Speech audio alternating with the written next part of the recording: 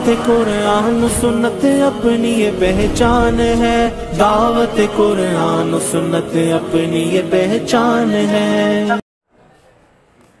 رب اشرح لی صدری ویسر لی امری واحلل عقدۃ من لسانی یفقہوا قولی۔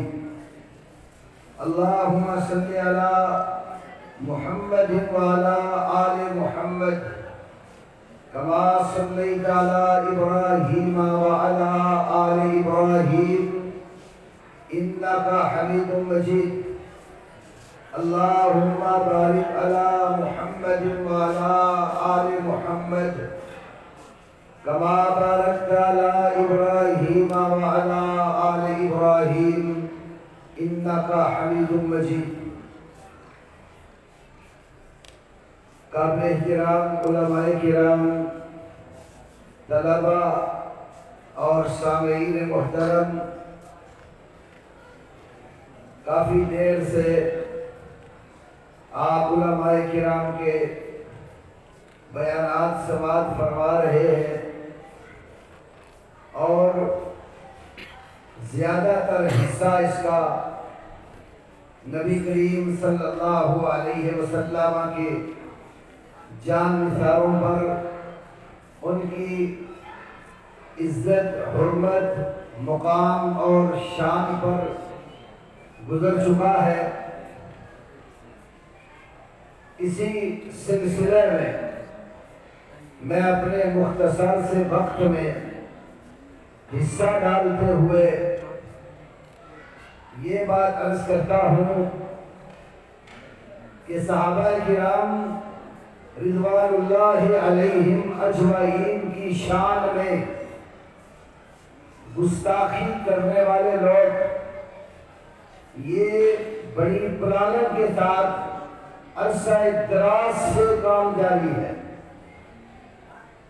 اور اس کی اساس اور اس کے تانے بانے یہودیت کے ساتھ جڑتے ہیں۔ علامہ سیوطی نے اپنی کتاب مفتاح الجنہ میں ابن قتیبہ کی کتاب المجالسہ کے حوالے سے یہ بات نقل کی ہے کہ کچھ زندیق لوگ ایک مقام پر اکٹھے ہوئے، انہوں نے پلان تیار کیا کہ مسلمانوں کے پیغمبر کو گالی دی جائے۔ تو کسی نے ان کو کہا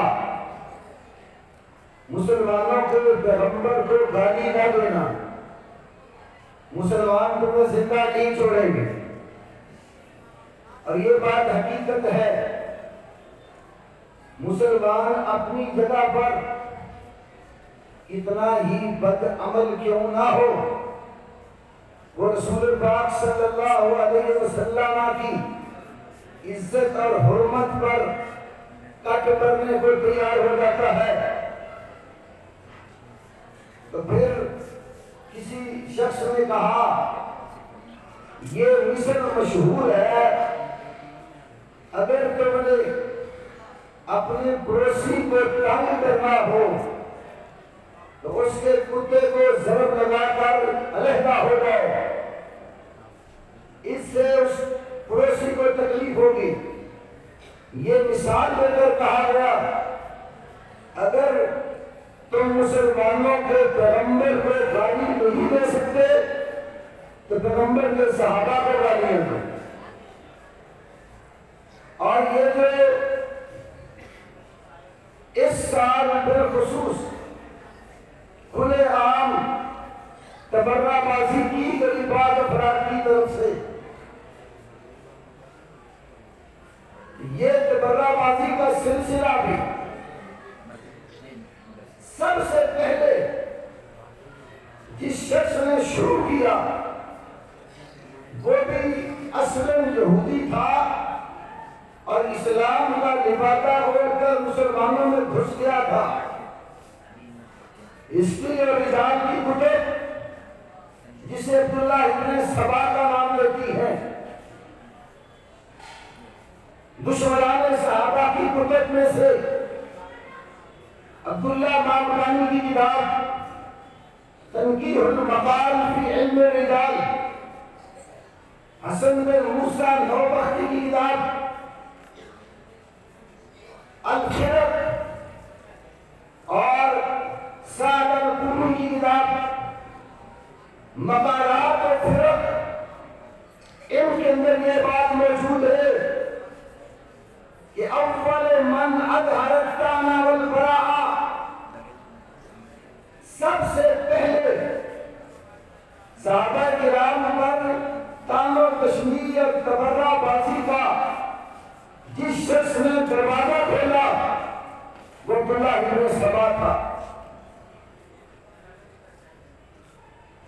ہمارے ہاں قرآن پاک کے بعد جو سب سے معتبر کتاب سمجھی جاتی ہے، جسے اصح الکتب بعد کتاب اللہ کا درجہ حاصل ہے، امام محمد بن اسماعیل البخاری کی کتاب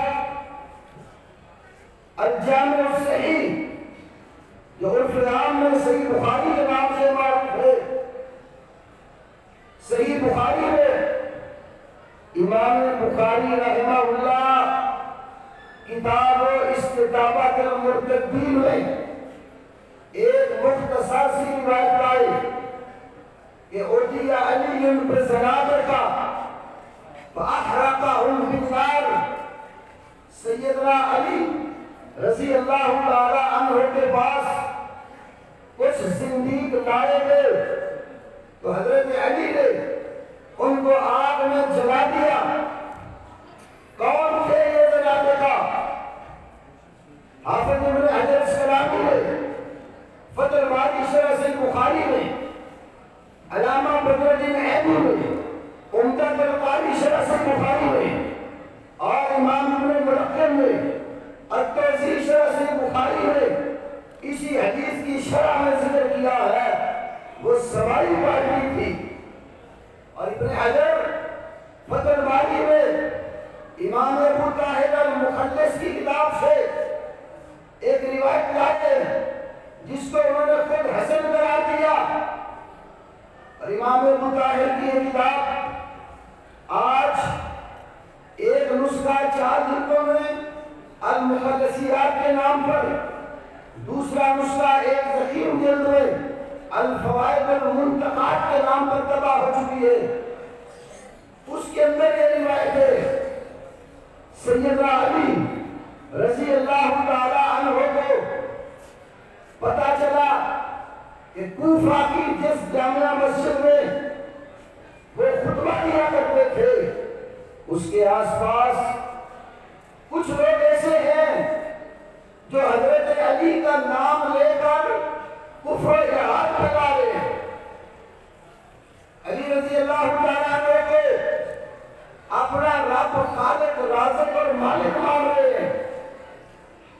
حضرت علی نے حکم دیا جہاں ایسے لوگ ملے پکڑ کے لائے ہیں، کچھ زنادقہ پکڑے گئے۔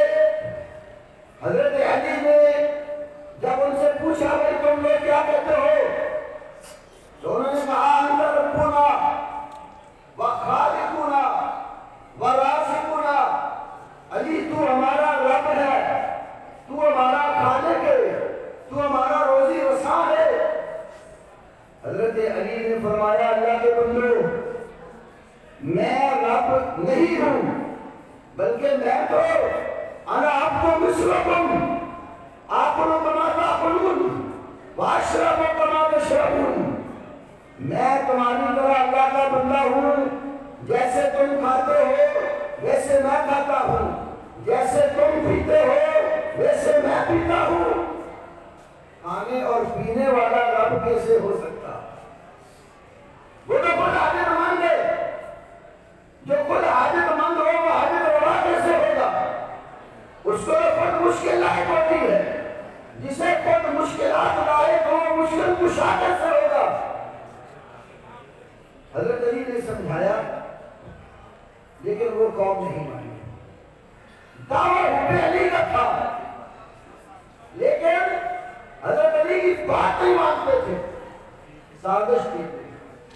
اگر سچی محبت ہوتی تو اس کا تو قاعدہ یہ ہے کہ ان محبت میں یحب و مطیع ہو، محب اپنے معبود کی بات مانتا ہے، محبت میں سچے ہوتے تو علی کی بات مانتے، لیکن سازش کی پوری نام حضرت علی کا استعمال کیا اور عوام میں کفر پھیلایا۔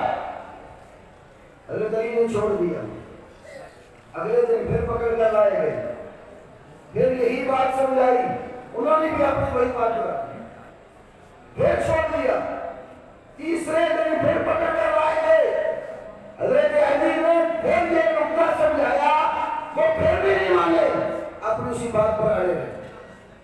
تو حضرت علی نے حکم دیا کہ آگ جلا کر ان کو آگ میں ڈال دیا جائے۔ تو وہ لوگ آگ میں جلا دیے گئے، اور انہوں نے ہی جو دوسرا نقطہ پھیلایا، جس طرح تنقیر المقال اور فرق و شیعہ نوبختی کی اس میں ہے، دوسرا نقطہ یہ پھیلایا، جب وہ یہودی تھا کہتا تھا موسیٰ علیہ السلام کے وسیع اور وارث یوشع بن نون ہے، جب اسلام کا نمٹا ہو رہا تو اس نے یہ بات پھیلانی شروع کر دی کہ نبی صلی اللہ علیہ وسلم کے وارث، آپ کے وسیع، آپ کے بعد حق دل کا تھا مسئلہ خلافت کا، وہ علی۔ دوسروں نے حق غصب کر دیا، ظلم کر دیا، نہ رسول اللہ صلی اللہ علیہ وسلم کی بیٹی کا حق دیا، نہ حضرت علی کو ان کا خلافت کا حق دیا، ظالم ٹھہرے، اور یہاں سے تبرہ بازی اس نے شروع کی۔ حالانکہ حضرت علی رضی اللہ تعالیٰ عنہ ان دونوں باتوں کے داعی نہیں تھے، نہ وہ اپنے الہ ہونے کے داعی تھے، نہ وہ خلیفہ اطلاع فصل ہونے کے داعی تھے۔ آج آپ کو وہ لوگ بھی ملیں گے جو حضرت علی کو اللہ کہتے ہیں، کسی ملک پاکستان میں پورا اتفاق ہے، ان کے ویڈیو کلپس نیٹ پر موجود ہیں، جو حضرت علی کو اللہ کہتے ہیں، وہ لوگ بھی موجود ہیں جو کہتے ہیں صحابہ نے ظلم کیا، حضرت علی کا حق چھینا، سیدہ فاطمہ کو دہرا پر ظلم کیا، ان کو وراثت نہیں دی۔ یہ ساری چیزیں عبداللہ ابن سبا یہودی کی پھیلائی، ورنہ حضرت علی کو ابو بکر عمر رضی اللہ تعالی عنہما کے ساتھ محبت کرتے ہیں، اور میں کہتا ہوں جو علی کی محبت میں سچا ہے وہ کبھی بھی صحابہ کا گستاخ نہیں ہو سکتا۔ آئیے میں چند احادیث آپ کو حضرت علی کے حوالے سے عرض کرتا ہوں۔ امام حاکم نے المستدرک علی الصحیحین میں، امام احمد بن حنبل نے اپنی مسند میں، مسند بزار میں، اور ضیاء مقدسی نے حدیث مختارہ میں یہ روایت نقل کی ہے۔ سیدنا علی کہتے ہیں قال علی النبی صلی اللہ علیہ وسلم والے ابی بکر، یہ اور والے دن کا واقعہ ہے۔ حضرت علی کہتے ہیں کہ نبی پاک صلی اللہ علیہ وسلم نے مجھے اور ابو بکر صدیق سے کہا ما احدکما جبریل وما الآخر میکائیل، تم دونوں میں سے ایک کے ساتھ جبریل ہے، دوسرے کے ساتھ میکائیل ہے، وَإِسْرَافِيلُ مَلَكٌ عَظِيمٌ يَشْهَدُ الْكِتَابَ وَيَكُونُ بِالصَّفِّ۔ اور اسرافیل بہت بڑا فرشتہ ہے، یہ میدان معرکہ میں اترتا ہے اور صفوں کے اندر موجود ہوتا ہے۔ تو علی یہ حدیث بیان کر کے صدیق اکبر کی منقبت بیان کر رہے ہیں کہ نصرت کے لیے اللہ کے نبی کے بقول ایک صحابی کے ساتھ جبرائیل اور دوسرے کے ساتھ مدد کے لیے اللہ نے یہ قائد کو لگا۔ حضرت علی ہی فرماتے ہیں، یہ روایت شیخ الاسلام امام ابن تیمیہ کے بقول حضرت علی سے 80 کے قریب لوگوں نے بیان کی، اور امام احمد کی مسند میں ابو جحیفہ یہ روایت بیان کرتے ہیں، حضرت علی صاحب کے بیٹے محمد بن حنفیہ بھی حدیث بیان کرتے ہیں کہ حضرت علی یہ کہتے تھے لا اخبرکم بخیر هذه الامہ بعد نبیہا، لوگوں قیامت میں خبر نہ دوں کہ اس امت میں نبی صلی اللہ علیہ وسلم کے بعد سب سے بہتر کون ہے؟ پھر فرمایا ابو بکر اس امت میں سب سے بہتر ابو بکر ہے۔ پھر فرمایا لا اخبرکم بخیر هذه الامہ بعد ابی بکر عمر، تمہیں یہ بھی بتا رہا ہوں اس امت میں ابو بکر صدیق کے بعد سب سے بہتر عمر فاروق ہے رضی اللہ تعالیٰ عنہ۔ تو ہمارے ہاں حضرت علی رضی اللہ کی زبان سے ان خلفائے راشدین کی منقبت کئی ایک کتب حدیث میں موجود ہے۔ یہ تو میں نے 2-3 مثالیں دی آپ کو اہل حدیث کی کتب سے۔ آئیے آپ کو میں دشمنان صحابہ کی کتب کی بھی تھوڑی سی سیر کرا دیتا ہوں۔ حضرت علی رضی اللہ تعالیٰ عنہ نے جس وقت قیاس بن سعد بن عبادہ کو مصر پر گورنر اور والی مقرر کیا اور ایک خط لکھ کر ان کے حوالے کیا، وہ خط کیا تھا؟ اور اس خط کو دشمنان صحابہ میں سے ابو اسحاق ابراہیم بن محمد السقفی نے اپنی کتاب الغارات جلد نمبر 1 صفحہ 210 پر نقل کیا ہے۔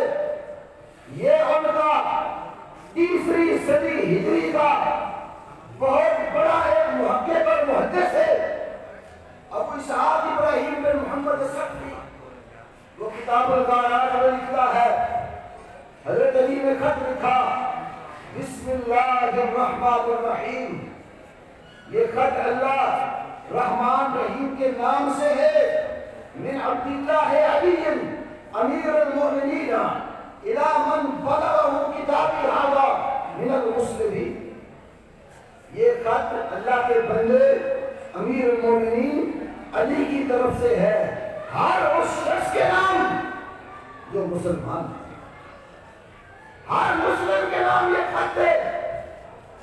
اللہ کی حمد و ثنا اور اس کی توحید کا بیان کرنے کے بعد حضرت علی نے اس امت پر اللہ نے جو فضل و کرم کیا ہے اس کا تذکرہ کرتے ہوئے لکھا ہے مما اکرم اللہ عز و جل به هذه الامه وخصهم به من الفضیلہ، اللہ رب العالمین نے اس امت کو جس فضیلت کے ساتھ نوازا اور جو خصوصیت عطا کی وہ یہ ہے کہ ان بعث محمدا الیہم، اللہ نے اس امت کی طرف محمد رسول اللہ صلی اللہ علیہ وسلم کو بھیجا، فعلمہم الکتاب والحکمہ والسنۃ والفرائض، محمد صلی اللہ علیہ وسلم نے اس امت کو کتاب و حکمت کی تعلیم دی،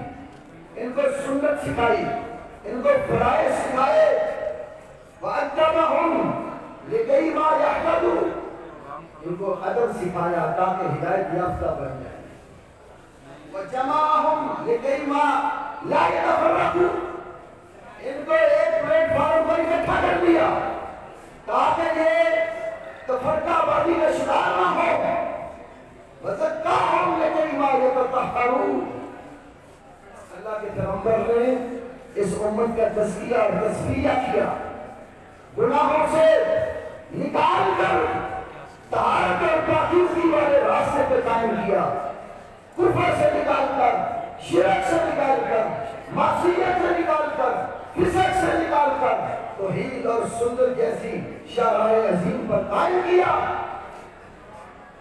فلما قضا من ذلک، جب اللہ کے نبی نے اپنا فریضہ پورا کر لیا، ما علیہ، جو آپ کے ذمہ تھا، قبضہ اللہ الیہ، اللہ تبارک و تعالیٰ نے آپ کو دنیا سے اٹھا لیا۔ آپ کے جانے کے بعد آگے لکھتے ہیں ثم ان المسلمین من بعدہ استخلفوا امرئین منہم صالحین، پھر امت نے نبی پاک صلی اللہ علیہ وسلم کے دنیا سے اٹھ جانے کے بعد دو صالح ترین نیک ہستیوں کو خلیفہ بنا دیا۔ عملہ بالکتاب و سنہ، ان دونوں نے کتاب و سنت پر عمل کیا۔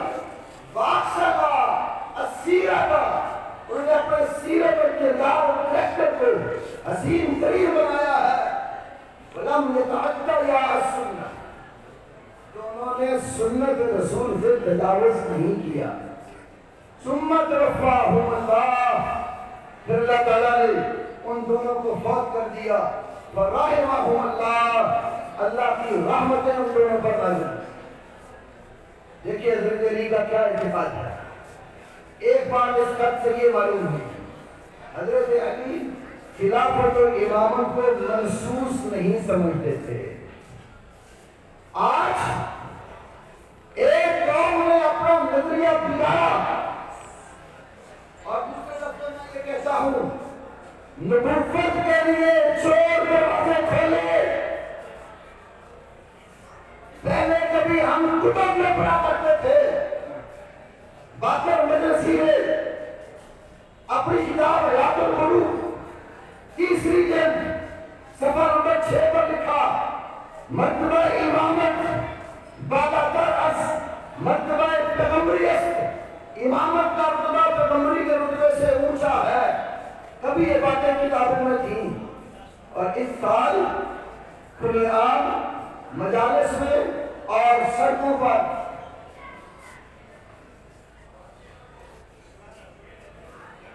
انشاءاللہ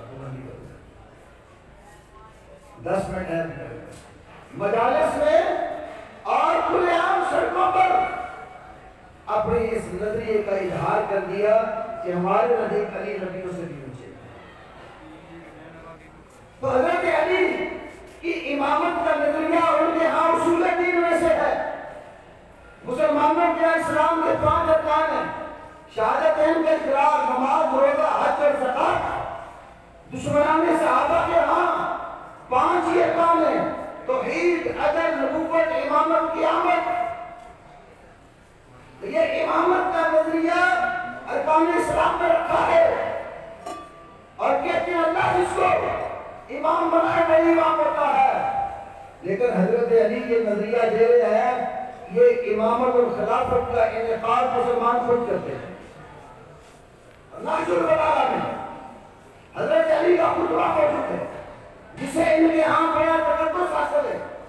امیر معاویہ رضی اللہ تعالیٰ عنہ کو حضرت علی نے خط لکھا، اور اس خط میں کہا، معاویہ انہو قد بایعنی القوم الذین بایعوا ابا بکر و عمر و عثمان، میری بیعت اس قوم نے کی ہے جنہوں نے ابو بکر و عمر اور عثمان کی بیعت کی۔ اور سن لے، انما الشورى للمہاجرین والانصار، مجلس شورا جو خلافت کا اعلان کرتی ہے وہ مہاجرین اور انصار پر مشتمل ہے۔ وَإِنْ اجْتَمَعُوا عَلَىٰ رَجُلٍ وَسَمَّوْهُ إِمَامًا، اگر مہاجرین اور انصار کسی شخص کی امامت پر اکٹھے ہو لے، اتفاق کر لے، اس کو اپنا امام اور خلیفہ بنا لے، آنا ذَلِكَ لِلَّهِ رِضًا، اس میں اللہ کی رضا شامل ہوتی ہے۔ تو حضرت علی سمجھتے ہیں کہ مہاجرین اور انصار نے جن کو خلیفہ چنا ہے وہ اللہ کی رضامندی کے مطابق ہے، اور یہ بتا دیا کہ اب امامت منسوس نہیں ہے، اس کا مشاورت کے ساتھ تعلق ہے۔ دوسری بات فرمائی، امرائیل منہم صالحین، ابو بکر و عمر ظالم نہیں تھے، علیہ باللہ فاسق نہیں تھے، علیہ باللہ کافر نہیں تھے، امرائیل صالحین دونوں صالح اور نیک بندے تھے اللہ کے، جو ان کو ظالم یا کافر کہتا ہے وہ علی کا ماننے والا نہیں، حضرت علی کا ماننے والا علی کی بات مانتا ہے، اور علی ان دونوں کو صالح اور نیک سمجھتے تھے، اور عاملہ بالکتاب و سنت، انہوں نے کتاب و سنت پر عمل کیا۔ یار لوگوں نے تو کہا نا بڑا ظلم کیا، بی بی فاطمہ کا حق نہیں دیا، زہرا کا حق چھین لیا، علی فرما رہے ہیں کہ انہوں نے کتاب و سنت پر عمل کیا۔ اسی لیے جب صدیق اکبر کے سامنے یہ بات رکھی گئی کہ فتح کی اپنے پر دوسرے کچھ مخصوص اموال ان میں سے وراثت کے طور پر حصہ دیا جائے، تو انہوں نے اللہ کے پیغمبر کا فرمان سنایا، لا من رسول ما ترکناہ فہو صدقہ۔ جس طرح ہمارے ہاں صحیح بخاری وغیرہ میں حدیث ہے، فریق مخالف کی کتب میں سے تفسیر المیزان کی 8ویں جلد میں بھی یہ روایت موجود ہے، اور انبیاء کی وراثت مادی نہیں ہوتی، ان کی وراثت دین اللہ کی وحی اور اسلام ہوتی ہے۔ اس بات کا تذکرہ بھی فریقین کی کتب میں ہے۔ العلماء ورثۃ الانبیاء، علماء انبیاء کے وارث ہیں، لم یورثوا درہما ولا دینارا، یہ روایت اصول کافی میں بھی لکھی ہے، جو ان کے ہاں والے جس نزدیک جیسے بخاری ہے، اصول کافی بخاری کے برابر کی کتاب کو سمجھتے ہیں، اور کتاب جب محمد بن یعقوب کلینی نے لکھی، اس کتاب کا شروع میں لکھا گیا ہے، اس نے یہ کتاب غار والے امام پر پیش کی، اس نے پڑھ کر کہا ہذا کافی لشیعتنا، یہ ہمارے گروہ کے لیے کافی ہے، اسے اس کا نام ہی کافی پڑ گیا۔ 8 جلدوں میں ایران سے چھپی، 2 جلدیں رسول من الکافی، 5 جلدیں الفروق من الکافی، آخری جلد کتاب الروضہ من الکافی، اس کافی میں بھی یہ روایت ہے۔ اور ایران کے سابقہ حکمران کی کتاب الحکومت الاسلامیہ کے اندر بھی یہ روایت ہے، اس نے بھی اس کا انکار نہیں کیا، جس سے معلوم ہوتا ہے کہ انبیاء کی وراثت مادی نہیں ہے، علمی وراثت ہے، وحی کی وراثت ہے، کتاب و سنت کی وراثت ہے۔ ایک علامہ ماحوسی قدرہ ہے، اس نے کتاب لکھی الاربعون حدیثہ فی اثبات امامت امیر المومنین، اس میں ایک روایت آیا ہے، کہتا ہے کہ جب نبی علیہ السلام نے مہاجرین اور انصار صحابہ کو آپس میں ایک دوسرے کا بھائی بھائی بنایا، حضرت علی پیچھے رہ گئے، علی اپنی جگہ پر بڑے پریشان ہوئے کہ مجھے کسی کا آپ نے بھائی نہیں بنایا۔ جب نبی علیہ السلام نے دیکھا کہ علی پریشان ہے تو فرمایا علی میں نے تجھے اپنے نفس کے لیے چن رکھا ہے۔ تو حضرت علی کہتے ہیں یا رسول اللہ مجھے آپ کی وراثت سے کیا ملے گا؟ فرمایا کہ تجھے میری وراثت سے وہی ملے گا ما اورث الانبیاء من قبلی، کہ مجھ سے پہلے نبیوں کے وارثوں کو ملا، اور بتایا وہ کیا تھا، کتاب اللہ و سنت نبی ہے، ایک اللہ کی کتاب اور دوسرے ان کے پیغمبر کی سنت۔ نبی علیہ السلام نے علی کو ان کے بقول اس حدیث میں واضح بتا دیا کہ علی پہلے نبیوں کو کتاب و سنت کی وراثت ملی، میری وراثت سے بھی تجھے کتاب و سنت کی۔ تو حضرت علی یہ سمجھتے تھے کہ ابو بکر و عمر نے کوئی سنت سے تجاوز نہیں کیا، اسی لیے صدیق اکبر نے یہ بھی فرمایا تھا لست تارکا شیئا، جو کام اللہ کے نبی نے کیا ابو بکر اس نے ایک چھوٹا سا کام بھی ترک نہیں کیا۔ دوسری روایت میں ہے کہ ابو بکر ان ہستیوں پر خرچ کرے گا جن پر اللہ کا نبی خرچ کیا کرتے تھے، اور اب تو پورا دور حکومت میں اس باغ فتح کا وہی مصرف رکھا جو نبی پاک نے رکھا. علی فرماتے ہیں نہ ابو بکر نے سنت سے تجاوز کیا اور نہ ہی حضرت عمر نے. 2-3 منٹ لگے ایک بات آخری کرتا ہوں. اس خانوادے میں حضرت علی سے لے کر امام جعفر صادق تک ہر ایک کا قول مخالفین کی قدرت میں ابو بکر عمر رضی اللہ عنہ کی فضیلت پر موجود ہے. میں آخر میں صرف ایک ہی بات کرتا ہوں. حضرت علی زین العابدین کے بیٹے امام محمد باقر جو ان کے ہاں 5ویں امام ہیں، محمد باقر ایک بات کہتے ہیں جس کو امام ابن ساکر تاریخ دمشق میں صحیح سند کے ساتھ ذکر کیا. اللہم انی اتولاہما و احبہما. میرے اللہ میں ابو بکر اور عمر سے دوستی رکھتا ہوں اور ان سے محبت کرتا ہوں. اب سوال یہ پیدا ہوتا ہے کیا یہ دوستی اور محبت امام باقر تقیہ تن تو نہیں کہہ رہے؟ مصیبت یہ بھی ہے نا ان کے ہاں تو اوپر سے اندر سے کچھ اور باہر سے کچھ اور.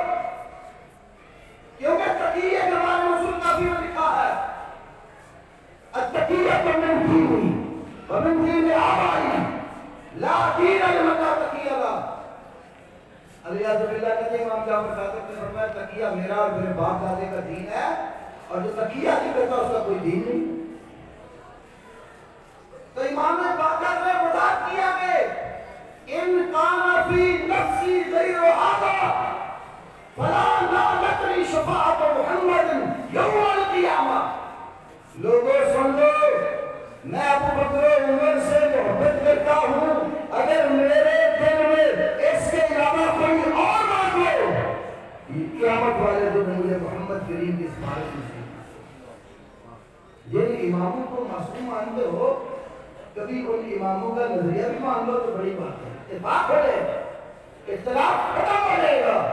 اس لیے حضرت علی کا پورا ڈرامہ ان کی نیچے نسل میں بھی جن کو امام معصوم مانا گیا وہ سارے ابو بکر و عمر کا احترام کرتے ہیں. جب وہ ابو بکر و عمر کا احترام کرتے ہیں تو ہم علی کی مطابق کر کے کیوں نہ احترام کریں؟ اللہ کے حکم کے مطابق بھی، نبی صلی اللہ علیہ وسلم کے ابراہیم کے مطابق بھی اور سیدنا علی اور ان کے خانوادے کے مطابق بھی. اللہ کو گواہ دینا ہم اس مجلس کو اور اس کے آس پاس کے در و دیوار کو اور ہر موجود چیز کو گواہ بنا کر کہتے ہیں ہمیں ابو بکر اور عمر سے پیار ہے. اور یا اللہ اسی پیار کے نتیجے میں کل قیامت والے دن ہمارے آخری نبی محمد کریم صلی اللہ علیہ وسلم کے ساتھ حوض کوثر پر جمع فرما اور کوثر کے جام پلا کر ان صحابہ کے خادموں میں یا اللہ قیامت والے دن ہمیں شمار کر لینا. وآخر دعوانا الحمدللہ.